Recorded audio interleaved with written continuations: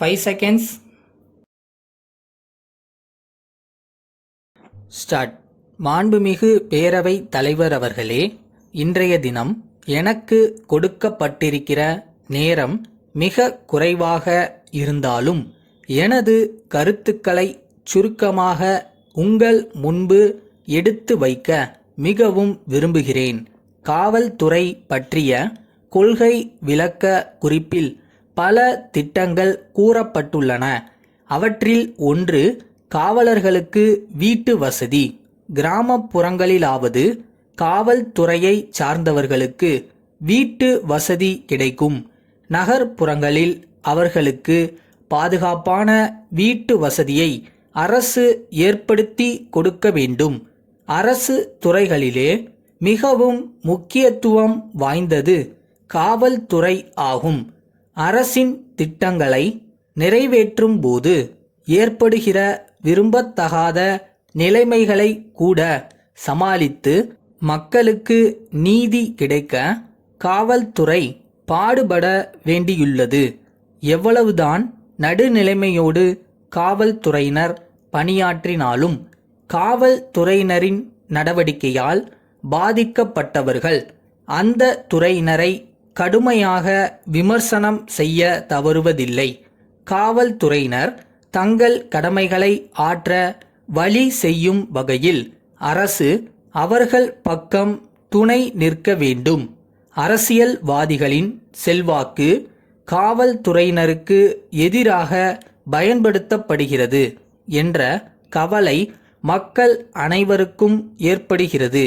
நகரங்களிலும் மாநகரங்களிலும் தொழிற்சாலைகள் அதிகமாக இருப்பதன் காரணமாக தொழிற்சங்க நடவடிக்கைகளும் மிகுந்து காணப்படுகின்றன. வேலை நிறுத்தம், கதவடைப்பு போன்றவை நிகழும்போது காவல்துறையினரின் உதவி தேவைப்படுகிறது. காவல்துறை நியாயத்தின் பக்கம்தான் நிற்க வேண்டும் என்ற போதிலும் சட்டம் ஒழுங்கு பிரச்சனை ஏற்பட்டு கலவரம், குழப்பம் ஏற்படாமல் தடுக்கும் கடமை காவல்துறைக்கு உள்ளது என்பது மறுக்க முடியாத உண்மையாகும். அதேபோன்று மாணவர்கள் ஏதாவது காரணத்திற்காக போராட்டம் தொடங்கிவிடுகிறார்கள். மாணவர்கள் சம்பந்தப்பட்ட போராட்டங்களில் காவல்துறை கடுமையாக நடந்து கொள்ள முடிவதில்லை. மாணவர்களின் போராட்டங்களில் சமூக விரோதிகள் புகுந்து கொண்டு மாணவர்களின் பெயரால் பல குழப்பங்களை விளைவிக்கிறார்கள். சுதந்திர போராட்ட காலத்திலிருந்தே மாணவர்களை பயன்படுத்துகிற வழக்கம் இருந்து வருகிறது.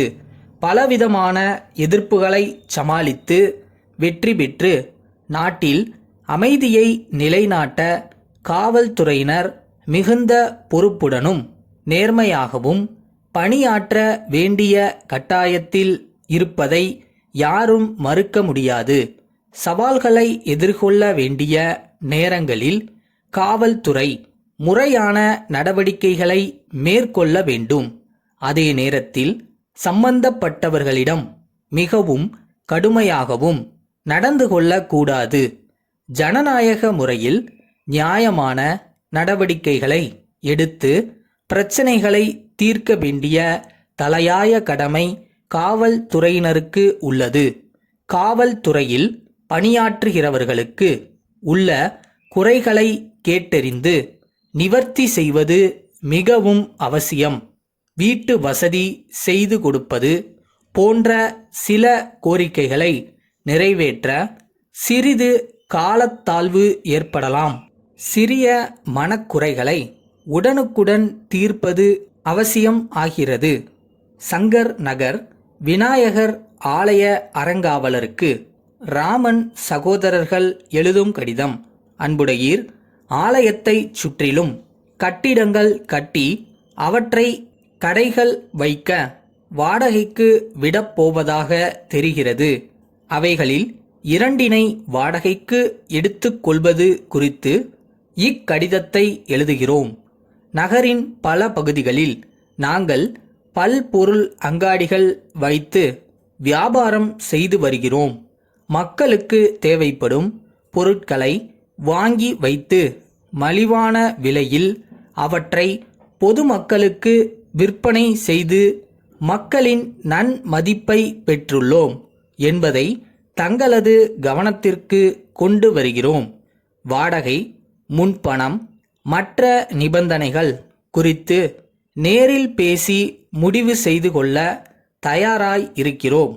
ஆண்டுதோறும் வாடகை தொகையை அதிகப்படுத்துகிற முறையில் 10 அல்லது 15 ஆண்டு நீண்ட கால குத்தகை ஒப்பந்தம் செய்து கொள்வதற்கும் நாங்கள் சம்மதிக்கிறோம். அவ்வாறு ஒப்பந்தம் செய்து கொள்ளும்போது ஆலயத்திற்கு நிரந்தரமான வருவாய் வருவதற்கு வழி ஏற்படும். அடிக்கடி வாடகைதாரர்களை மாற்றி அதனால் ஏற்படும் பிரச்சனைகளை தவிர்க்க முடியும். எங்கள் கோரிக்கையை பரிவுடன் கவனிக்கும்படி வேண்டி கேட்டுக்கொள்கிறோம். தங்கள் உண்மையுள்ள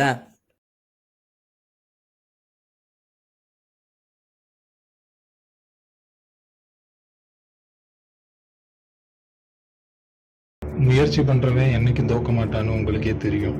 ஸோ இன்னைக்கு இல்லைனாலும் என்னைக்காவது ஒரு நாள் கண்டிப்பாக ஜெயிப்போம்.